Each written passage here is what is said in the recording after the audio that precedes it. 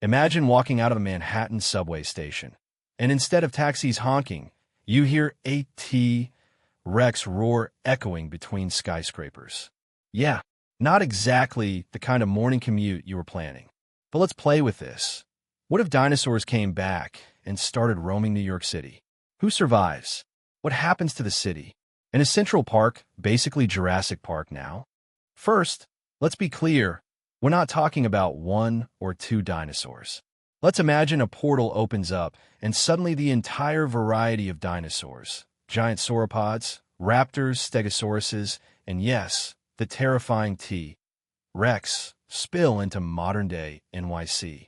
Around 8.5 million humans, plus roughly a few million pigeons, squirrels, and rats, now have to share the city with creatures that ruled the planet for 165 million years. Let's start with something simple. Traffic. New York traffic is already a nightmare. Add in a 40-ton brachiosaurus trying to cross Fifth Avenue, and suddenly Uber drivers are filing for extinction. Bridges like the Brooklyn Bridge? Forget it. They weren't built to hold herds of triceratops, using them as shortcuts. Helicopters might still fly, but one pterosaur gliding around the Empire State Building is all it takes to ground air travel. Basically, the city's transportation grid collapses within a day. Now, what about food? Dinosaurs weren't exactly light eaters.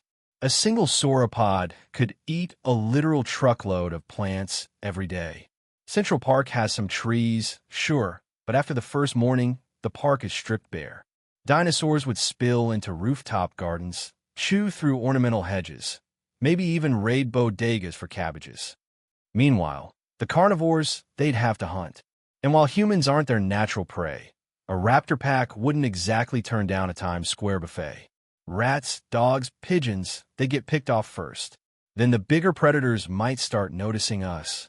How would New Yorkers react? At first, probably with a mix of terror and denial.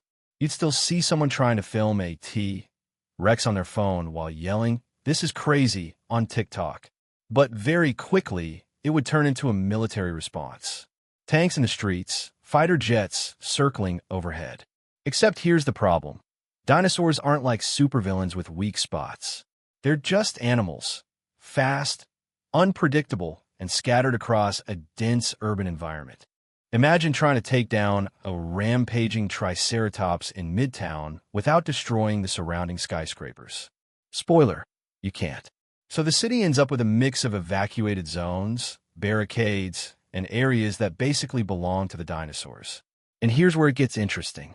Dinosaurs wouldn't just be dangerous. They'd be an ecological wrecking ball. For one, they don't belong in our ecosystems. They'd eat way faster than plants could regrow, tear apart city infrastructure, and spread chaos through the food chain. Also, New York in October isn't exactly Cretaceous climate. Dinosaurs were adapted to warmer environments. Some of them might actually struggle to survive the first snowy winter. Imagine a herd of confused stegosauruses shivering in the Bronx as the first blizzard hits. So, ironically, the bigger dinosaurs might not last long at all, unless humans try to keep them alive in zoos, which, honestly, is exactly what we'd do. Here's the shocking twist. The real winners of dinosaurs returning wouldn't be the dinosaurs. It'd be the small, fast, adaptable ones. The raptors, the smaller herbivores, and the flying ones. And guess what? Some of them already survived. We call them birds. That's right.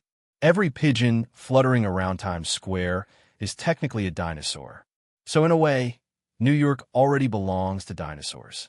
If the giant ones returned, they'd probably wreck the place for a while. But in the long run, they'd either die off or get controlled by humans. The small, sneaky survivors?